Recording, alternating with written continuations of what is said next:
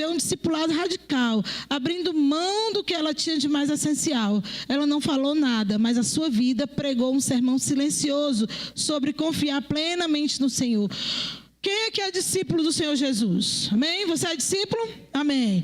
Pois eu vou dizer para você, o discipulado verdadeiro, ele exige entrega total. Tudo o que você tem, tudo o que você é. Exige entrega dos bens, das suas preocupações, dos seus sonhos e até das pessoas que nós amamos, confiando que Deus é fiel para cuidar de tudo e de nós. Essa confiança nos desafia a viver não pelo cálculo do que podemos perder, mas pela certeza do que ganhamos em Cristo. Amém? Não estou calculando o que eu vou perder. Eu estou calculando que o Senhor tem para me entregar. E eu posso dizer para você que a Bíblia nos diz que os planos do Senhor são maiores, são melhores, são mais altos, são perfeitos. A vontade do Senhor, ela é boa, ela é agradável e ela é perfeita. E o Senhor diz, eu é que sei os planos que tenho a vosso respeito, que são planos bons, planos de paz. Amém? Planos de paz. Receba essa promessa nessa noite. Se apegue nessa promessa. E a terceira lição que nós podemos ter é que a verdadeira devoção revela o coração do Evangelho. Depois de falar sobre a oferta da viúva, Jesus tinha acabado de ensinar um princípio espiritual poderoso para os discípulos. Tinha dito, olha, vocês estão vendo? Ela deu mais porque ela deu tudo. Porque Deus não vê como o homem vê. O homem vê o exterior, mas Deus vê o interior. Jesus tinha acabado de dizer isso. E aí o que acontece no capítulo 13, versículo 1? Olha como é interessante. Quando ele estava saindo do templo, um dos seus discípulos lhe disse, olha, mestre, que pedras enormes, que construções magníficas. Não é interessante? Para pensar um pouquinho. Jesus tinha chamado os discípulos, tinha falado sobre interior, tinha falado sobre entrega total. E os discípulos saem e ficam maravilhados com o quê? Com o que eles estão maravilhados? Com as pedras do templo. Com aquilo de aparência, com aquilo que eles estão vendo. Não é interessante a gente pensar sobre isso? Jesus sai do templo com os discípulos, que se admiram da sua imponência. Então, Jesus não faz nenhum comentário sobre a beleza das pedras. Jesus não diz, realmente essa pedra aqui é do templo do imperador tal. Não. Sabe o que Jesus diz? Vocês estão vendo essas grandes construções aí? Vocês estão se maravilhando por causa disso? Aqui não vai ficar pedra sobre pedra, todas vão ser derrubadas. Você já imaginou? Você vai compartilhar com alguém uma coisa linda que você está vendo, a pessoa vem com um balde de água fria para você? Né? Porque, em outras palavras, Jesus disse assim, vocês estão, besteira, né? Bobagem. Eu já me senti terrivelmente, muitas vezes, porque eu sou muito empolgada, né? Quando eu vejo uma coisa, eu gosto, eu já sou empolgada, eu quero falar, e às vezes você vai compartilhar uma coisa para a pessoa diz, besteira. Ou então age friamente com você. Né? É chato, nós que somos sanguíneos, né? Nós sabemos o quanto isso é chato, né? Mas Jesus fez, sabe por quê? Jesus estava forjando aqueles homens. Aqueles homens iam ser os homens responsáveis por continuar a obra que Jesus tinha começado. Jesus tinha acabado de ensinar para eles sobre a importância do interior. E eles ainda estavam se maravilhando com as pedras do exterior. E aqueles homens, muito em breve, seriam os responsáveis por espalhar a palavra, por cuidar da igreja que ia nascer, por ensinar essa doutrina. Então eles precisavam ser forjados no seu coração, no seu caráter, para receber responsabilidade maior. Amém? Às vezes Deus permite que a gente esteja em determinadas situações, porque o Senhor está nos forjando para a gente receber responsabilidade maior diante do Senhor. Amém? Eu chorei muitas vezes, fui passada, pisada, né? Como uva no lagar, que eu dizia assim para o Carléo, né? Fui malhada como uva e era no lagar, viu? Era pisada. Mas hoje eu glorifico ao Senhor, porque o Senhor estava me forjando. O Senhor estava me preparando e continua, viu? Todo dia no meu devocional o negócio é sério, a conversa é séria, né? Deus chama, puxa a orelha daqui, outra dali, revela coisas que eu nem queria muito ver, mas eu glorifico ao Senhor, porque é assim que Deus trabalha. Deus quer me entregar, Deus quer lhe entregar responsabilidades maiores no reino dEle. Meu irmão, entenda uma coisa, se a sua vida está nas mãos de Deus, as pessoas vão ser usadas por Deus para fazer você chegar onde Ele quer que você chegue. Amém? Não fique com raiva dos outros, não. A nossa luta não é contra carne nem contra sangue. Estou nessa escola, viu? Me zangava que era uma beleza, me chateava que era maravilha, né? Pecava que nem presta. Continuo pecando, sou pecadora. Não de maneira proposital, não de maneira intencional. O que está na minha visão, eu tento fugir, tento obedecer ao Senhor. Mas, meu irmão, o Senhor usa quem Ele quer. E aqui Jesus estava dizendo exatamente isso para os discípulos. Olha, vocês vão tomar conta da igreja que vai nascer. Vocês têm que aprender a ver como Deus vê. Vocês têm que entender qual é o princípio espiritual importante para a vida de vocês. Amém? Então, deixa eu ver onde eu estou aqui. A entrega da viúva, feita com humildade e confiança, ela é uma analogia que ilustra de forma limitada e não intencional o que Jesus faria na cruz. Entregar-se voluntariamente de forma completa e por amor. Deixa eu chamar a atenção para você. Quando eu olho para aquela viúva entregando tudo, eu posso pensar, Jesus sabia o que ia acontecer com ele daqui a poucos dias, amém? Quando Jesus olha para aquela mulher e ela entrega tudo e confia plenamente no Senhor, aquela mulher, isso não é uma profecia, tá, gente? Eu não estou espiritualizando e dizendo que aquela mulher era uma profecia ou um tipo, né, de Jesus, não. Mas quando eu olho para aquela entrega total, eu também olho para a entrega total de Jesus. Amém? Nós vamos celebrar essa entrega total daqui a pouco. Jesus se entregou por mim e por você. Aquela mulher ainda nem tinha visto Jesus se entregar completamente. Sem saber, ela já estava prenunciando, vamos dizer assim. Sem conhecer, não era intencional, mas Jesus sabia o que ia acontecer. E Jesus sabia que aquela entrega total era tão importante, e os discípulos depois iam entender isso, que está aqui, escrito, que ele preservou na palavra dele a atitude daquela entrega, amém? O ato da viúva não foi uma profecia direta sobre a cruz, porque tem gente que vai olhar e pode até dizer, não, ela estava anunciando, era uma profecia. Não é isso que a Bíblia diz, era o ato simplesmente de ir lá e ofertar. Mas é o reflexo humano do princípio central do Evangelho. Sabe qual é o princípio central do Evangelho? Entrega total. Verdadeira devoção. Foi isso que Jesus fez. Amém? Jesus, em Efésios 5:2, Jesus descreve... Efésios 5:2 descreve Jesus como oferta e sacrifício a Deus em aroma suave. Ele declara que Jesus dá a sua vida voluntariamente.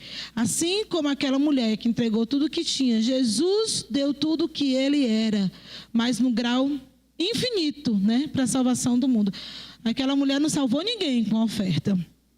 Ela chamou a atenção do Senhor, ela chamou a atenção e ela prendeu o coração de Jesus, porque Jesus viu nela uma atitude de entrega total, de verdadeira devoção.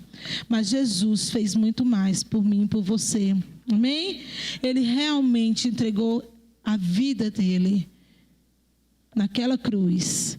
Então, pequenos gestos podem refletir grandes verdades. A oferta da viúva era pequena em valor, mas grande significado. Assim como a cruz parecia derrota aos olhos humanos, mas foi a vitória eterna de Deus. Amém? Por mais que aquela oferta parecesse tão pequenininha, ela tinha grande valor e significado, porque era entrega total. E quando Jesus foi crucificado, aos olhos humanos, talvez muita gente pensou, vencemos, derrotamos. Mas na verdade não era isso. Na verdade era uma vitória que Jesus estava conquistando ali na cruz. Uma vitória eterna para nós, amém? Então, a devoção da viúva ecoa, né? Em pequena escala, é uma coisinha pequena, mas ela mostra, ela aponta, né, para uma entrega perfeita. E quem fez essa entrega perfeita foi Jesus. Ela nos lembra que o evangelho não é sobre dar uma parte, mas sobre dar tudo, assim como Jesus fez. O gesto da viúva nos lembra que a verdadeira devoção não se mede pela quantidade, mas pela entrega do coração.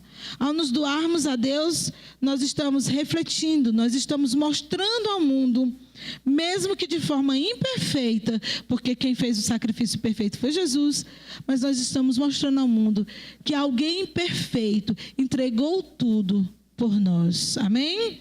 E se Ele entregou tudo por nós, eu posso entregar a minha vida, eu posso confiar os meus filhos, eu posso confiar o meu casamento, eu posso confiar o meu trabalho, eu posso confiar tudo, a minha provisão nas mãos do Senhor.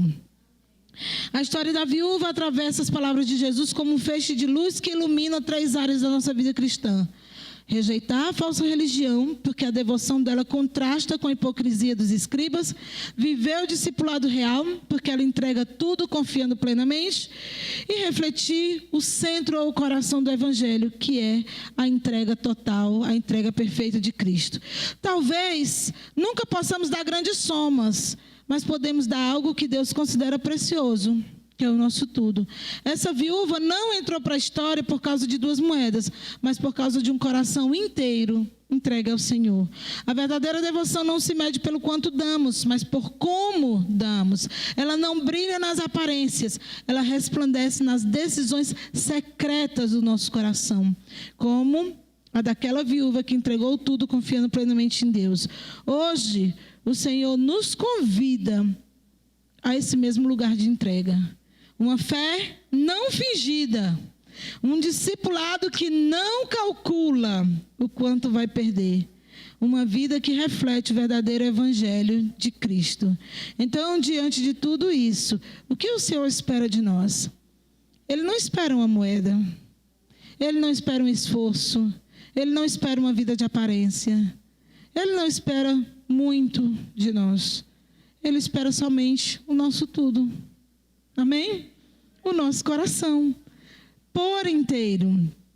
Então, o nosso desafio hoje é a nos comprometer a viver uma devoção verdadeira, longe da falsa religião, confiando ou com a confiança de um discípulo que entrega tudo e com o coração voltado para Cristo, que é a nossa oferta perfeita, o perfeito sacrifício. Que o Senhor possa abençoar a sua vida nessa noite, que você tenha sido desafiado a viver de maneira íntegra na presença do Senhor, com a devoção verdadeira, com a fé firme no Senhor, e colher os bons frutos que o Senhor tem reservado para todos nós que o amamos e que buscamos fazer a vontade dele. Amém? Pastor Sônia, aleluia.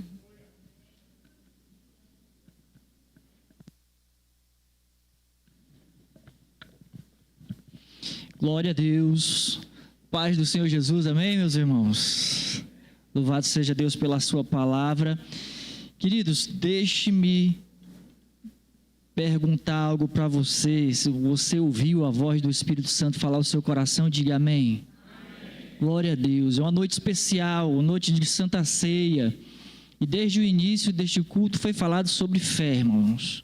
Muitas coisas foram ditas nessa noite, mas tudo se resume à fé. E o que é que nós vamos fazer exatamente agora? É celebrar a fé daquele que entregou tudo por nós, aquele que deu tudo por amor a nós. Eu quero que você entenda uma coisa bem clara na sua vida. Quando tudo parecer difícil, tudo parecer que está errado, lembre-se de uma coisa: alguém amou tanto você que entregou tudo para ter você, para lhe chamar de filho, para lhe chamar de propriedade exclusiva dele. E essa pessoa é Deus, essa pessoa é Jesus. Amém?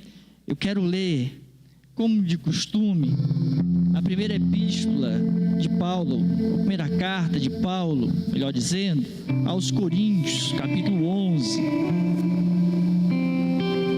Paulo está instruindo a igreja sobre a Santa Ceia. E ele diz, eu sempre leio esse texto nos cultos de Santa Ceia. Você já deve estar familiarizado com ele.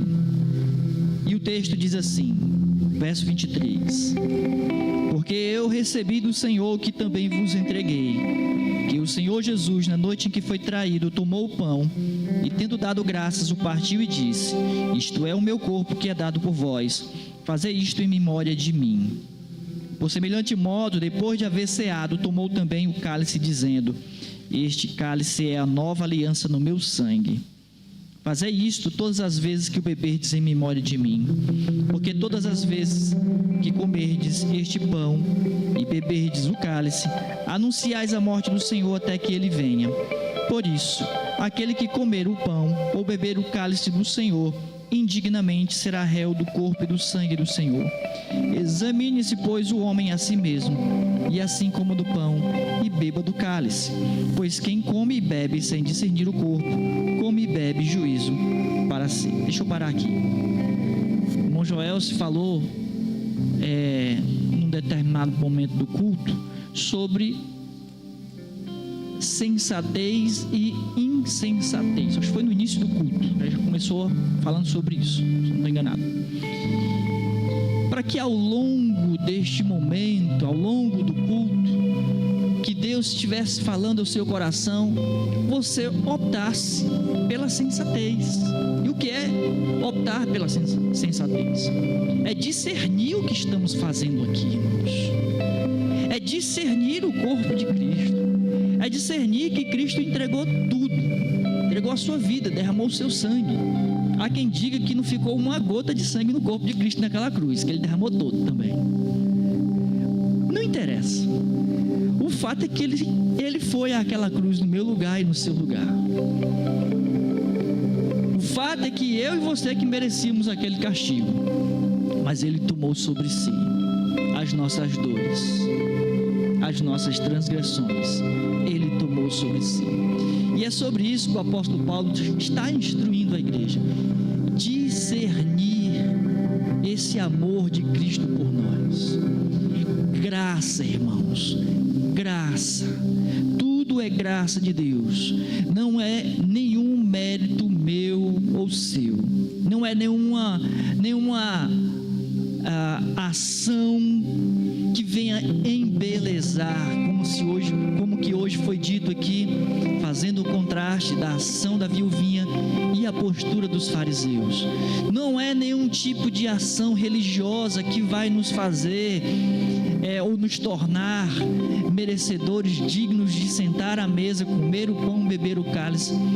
O que vai realmente nos fazer dignos de comer o pão e beber o cálice é entender que tudo é pela graça, que Ele é que entregou tudo, irmãos.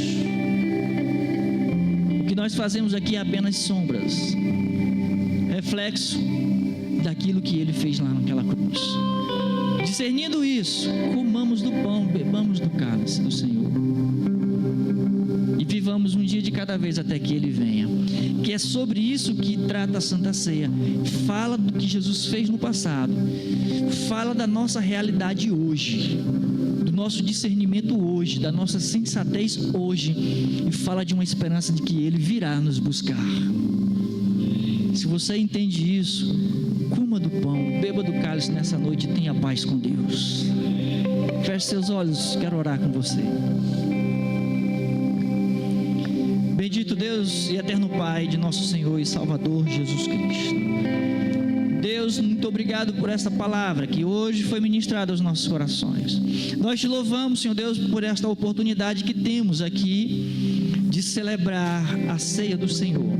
Este momento de comunhão, partir do pão, este momento de memorial, onde nós celebramos e exaltamos a entrega do Senhor, o sacrifício do Cordeiro Santo de Deus, que ali naquela cruz derramou o seu sangue para a remissão dos nossos pecados.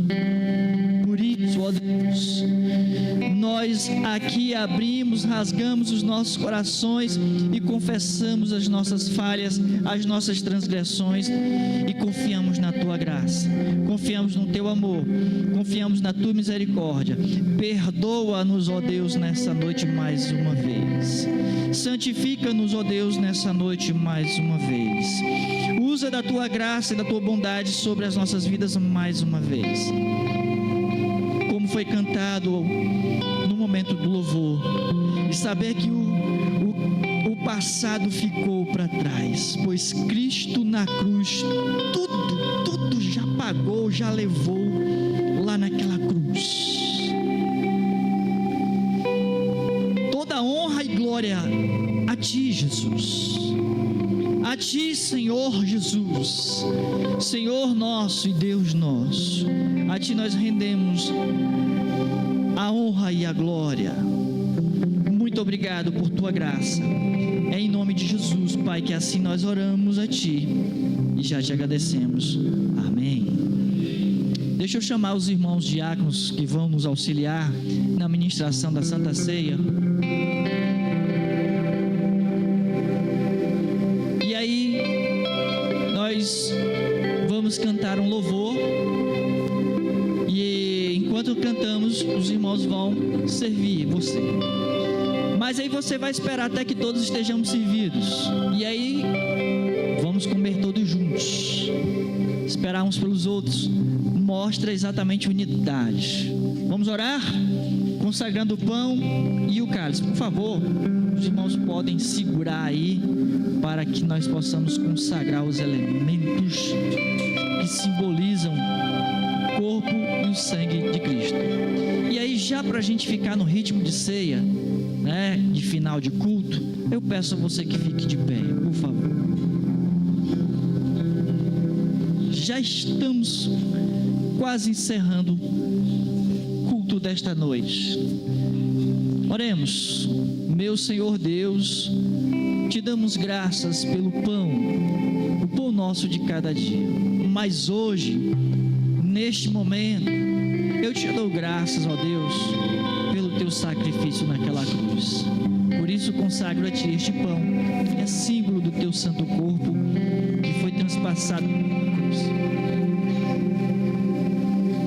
Eu Te dou graças, ó Deus, pelo cálice, que é símbolo do sangue de Jesus derramado naquela cruz, para a remissão dos nossos pecados.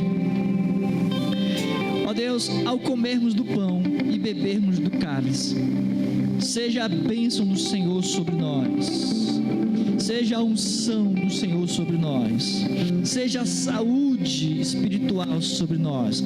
É o que eu Te peço em nome de Jesus. Amém. Vamos servir os irmãos. O Ministério do Louvor nos conduz à adoração.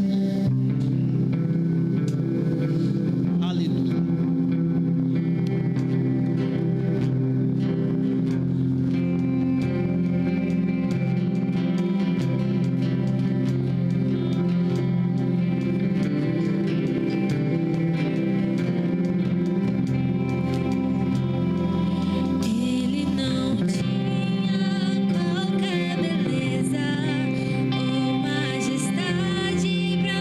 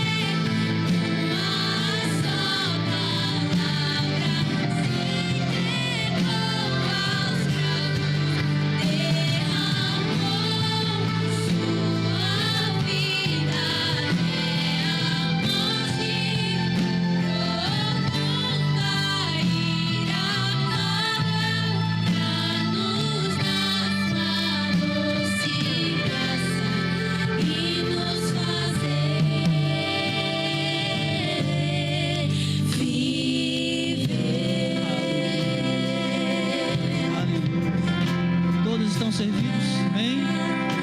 Todos com alegria nos nossos corações, com reverência e temor, comamos do pão e bebamos do cálice, e depois vamos glorificar o nosso Deus.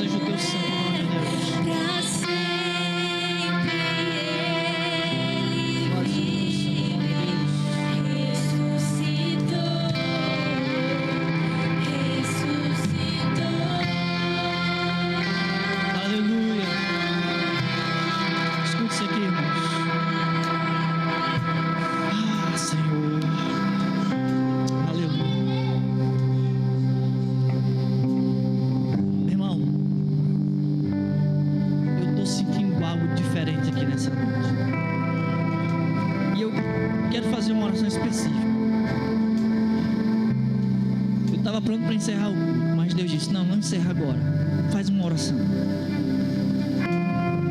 Não é a minha oração que vai resolver o problema de ninguém, tá, irmãos? Não é. Mas o fato de nós orarmos mais uma vez é exatamente o momento em que Deus está chamando você para falar com Ele. Você, alguém, mais de uma pessoa, talvez muitas pessoas estão precisando falar com Deus aqui, agora, antes de sair por aquelas portas. Por que o Senhor está dizendo isso, pastor?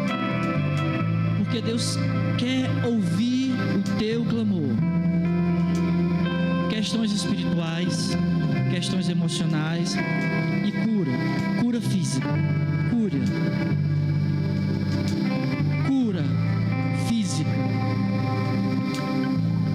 Talvez você esteja tomado por alguma dessas 3 coisas hoje aqui. Pelo menos. Você sabe, você me conhece, alguns aqui têm mais de 20 anos que caminham comigo nessa igreja aqui. E eu não vou parar um culto para chamar você para falar com Deus, se não for realmente um comando da parte de Deus. Você sabe disso. E sabe que eu não vou fazer sensacionalismo. E sabe que eu não quero crédito nenhum. E estou dizendo para você que é você que tem que falar com Deus. Você que tem que falar com Deus. Eu só sou um porta-voz de Deus para dizer para você: ei, Deus está dizendo para você falar com Ele agora. Não é quando você chegar em casa. Não é. É agora. Simplesmente, se você crer no que eu estou dizendo, fale com Deus. Eu vou orar com você nesse momento. Mas você vai colocar diante de Deus aí. Você que vai colocar a tua causa diante de Deus. O que está te preocupando. Eu tenho algo que eu tenho colocado diante de Deus dia e noite. Dia e noite eu estou lá falando com Deus. Meu Senhor, tem misericórdia, está aqui. Você entregar. Claro que eu não estou de braços cruzados, eu estou fazendo alguma coisa, mas eu estou dizendo: Senhor, está aqui, Senhor, todo dia.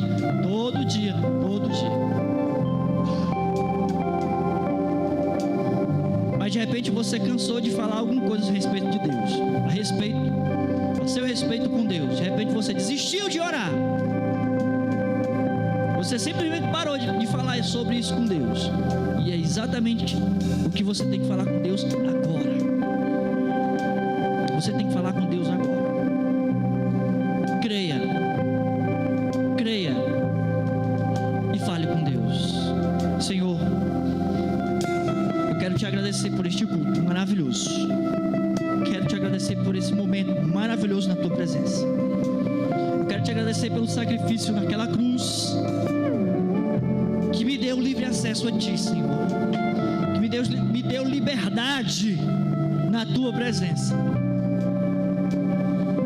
que nos deu, Senhor Deus, vitória sobre as enfermidades, nos deu vitória sobre espíritos malignos, nos deu vitória sobre toda e qualquer barreira espiritual, inimigo espiritual. Sobre toda e qualquer batalha espiritual, o Senhor já nos garantiu a vitória. Aleluia. E é confiados, meu Senhor, confiados no sangue de Jesus, no poderoso sangue de Jesus, derramado naquela cruz, que destronou o império das trevas, que destronou o poder do pecado, que destronou o poder das trevas sobre nós. No poder desse sangue, que nesse momento, ó Pai, nós repreendemos as enfermidades, nós repreendemos os medos, as depressões, as tristezas, as ansiedades, nós repreendemos em nome de Jesus. Deus, toda e qualquer enfermidade, seja ela de ordem física ou espiritual, sim, ó Deus, muitas vezes nós nem sequer discernimos, nós muitas vezes são tão sutis que nós nem sequer conseguimos discernir, mas para ti, Senhor, não há diferença, porque é uma só palavra que o Senhor ordenar, uma só palavra, e é no nome de Jesus que nós clamamos por tua misericórdia, nós clamamos por uma ordem do Senhor sobre as enfermidades. É em nome do Senhor Jesus que assim nós oramos nessa noite. Apresentamos nossos irmãos, nossas irmãs, apresentamos o nosso clamor, apresentamos a nossa oração, ó Deus, nessa noite diante de ti. E nós cremos, ó Deus, que os céus estão abertos, que os teus ouvidos estão atentos à oração que se fizer neste lugar. Portanto, Senhor, ouve a oração da tua igreja, do teu povo, e rasga os céus, ó Senhor, rasga os céus sobre esse nesse lugar e dá a vitória mais uma vez ao teu povo. Despede nesse lugar a tua bênção, Senhor, sobre nós. Concede-nos, ó Deus, a vitória e o triunfo em nome do Senhor Jesus e para a glória do Senhor Jesus. Deus, durante toda essa semana, quando os teus servos estiverem ali enfrentando o dia a dia, o cotidiano, Senhor, a minha oração, ó Deus, é que a tua bondade e a tua misericórdia possa acompanhá-los, cercá-los com livramento, graça e glória, Senhor.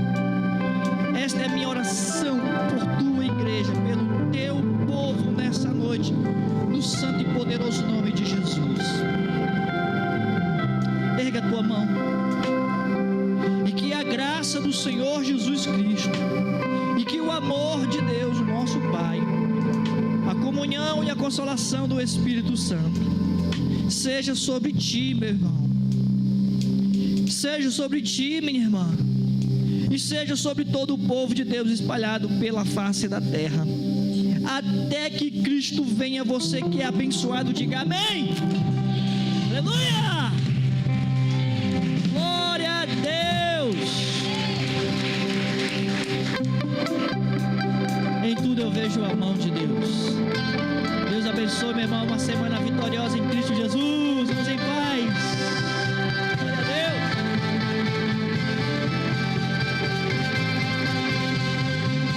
Homens, varões, por favor, não saiam. Reuniãozinha, 5 minutos aqui. 5 minutinhos.